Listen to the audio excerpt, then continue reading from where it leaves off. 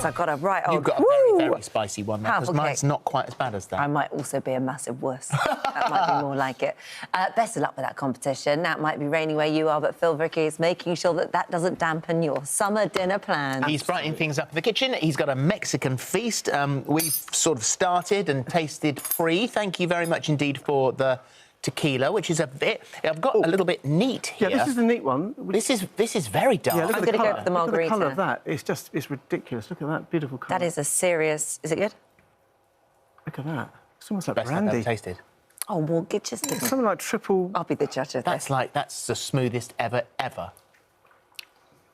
It's like a brandy, isn't it? That's unbelievable. We bought that back 5 years ago. I can't believe it's lasted 5 years in this in here, in a cupboard. Yeah, we hid it. Accidentally, we just found it the other day. So, like, it's perfect. Well, that won't last Anyway. long. Wow. There we go. So what are you making? There we are, quesadillas. Sunshine is what you're making. Quesadillas. Here, look at this. So, when we went to Mexico, we went to a market.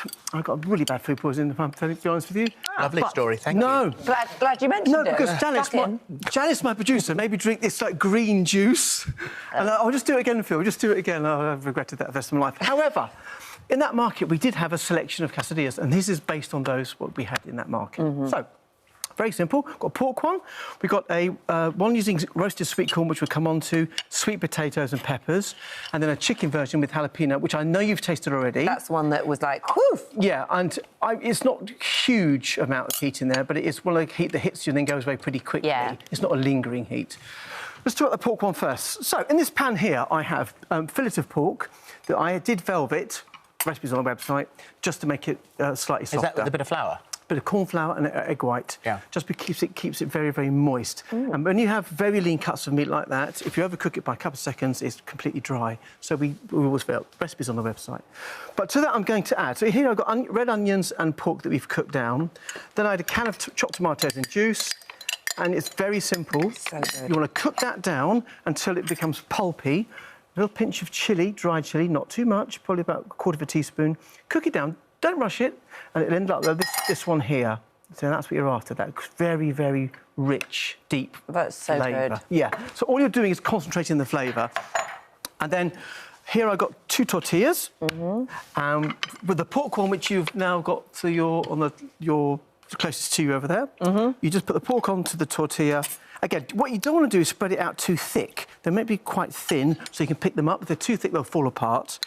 And just spread that around. You need to cut the pork very thin as well. You do indeed, actually, and I actually say very thin strips or chunks, but then they will cook down slightly. And just don't go too close to the edge, because you're going to have to cook that. A bit of coriander, fresh coriander. Again, very simple. A little bit of cheese. Cheese you can have, you don't have to have if you don't want to. Just cheddar?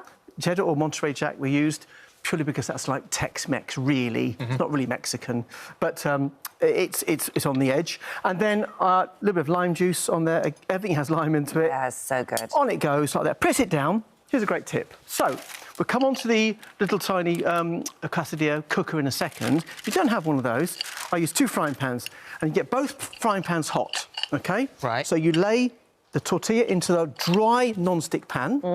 You then heat the base of this one. Can you do it in a sandwich maker? You can, but they're much thicker, so you have a lot more filling. Oh, you have to be careful, don't put too much in. You heat the base of this one, and you put a piece of greaseproof paper on top of that one, and you put that onto there. Oh, that's so clever. And it just presses it, and it'll cook from up and down. Now, what Do you still have to flip it over? Exactly, you do, because it does lose a bit of heat. But pretty much you'll get away with it, and it's not too bad. That's The very golden rule is take it out, let it rest for perhaps 5 minutes, otherwise it can be too hot and you burn your mouth. Oh, yeah. So that's that one. So that's the one you're tasting the pork on there. That's This one really here. good. Again, get it nice and thick. Do you dunk it in all the bits and bobs? You can do, or you can spoon it over the top, or you can eat them separately. It's up to you.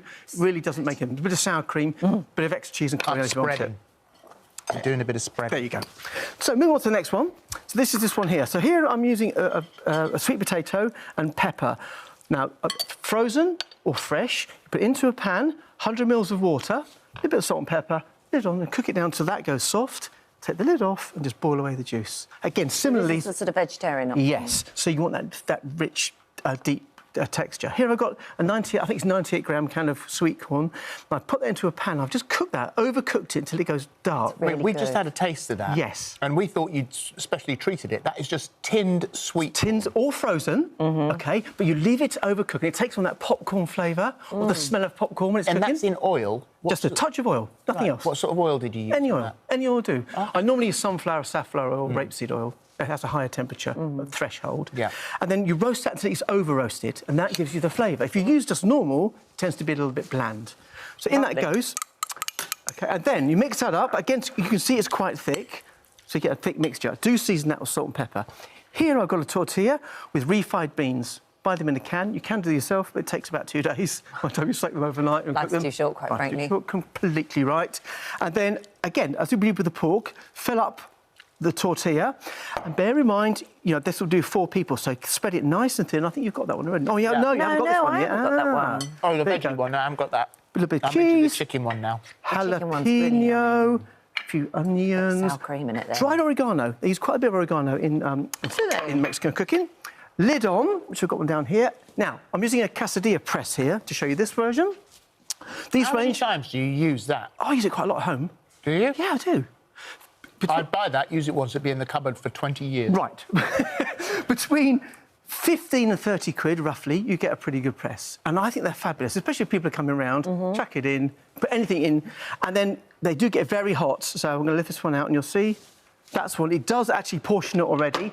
Be careful, they will burn. And this one doesn't have a timer on it either, so you have to keep an eye I on like it. the ones that had come out like that. Yes, yes. Yeah, when they're really cooked. That's my favourite. And a lot of the time, they actually come out, they're too thick, so they don't brown and they tend to fall to pieces. And this is the sweet potato one. So I've cut that into little sections like that. It's boiling. It's, no. Yeah, look.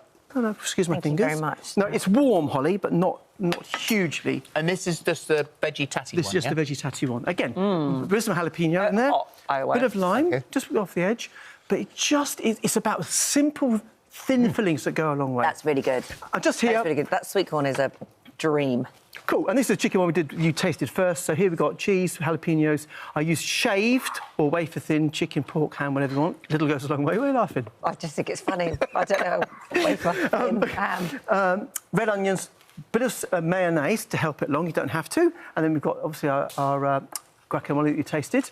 And pico de gallo on could top just of that eat as well, this which is like just tomatoes and vinegar and lime juice and oil and coriander, and that's it. And that is a feast. really, really lovely. Thank Cheers you. to Very you. good health. Very Cheers. good health. Good health. Very good Nice health. food. Happiness. Cheers, darling. And Thank you. yours. And yours. Wow, that's nice. There we go. So good. I don't want to move, but I've got to because we're on the telly. Well, it's 12, so all right, we're not drinking in the morning. For details of today's recipe and more delicious recipes from our chefs, download the free This Morning app.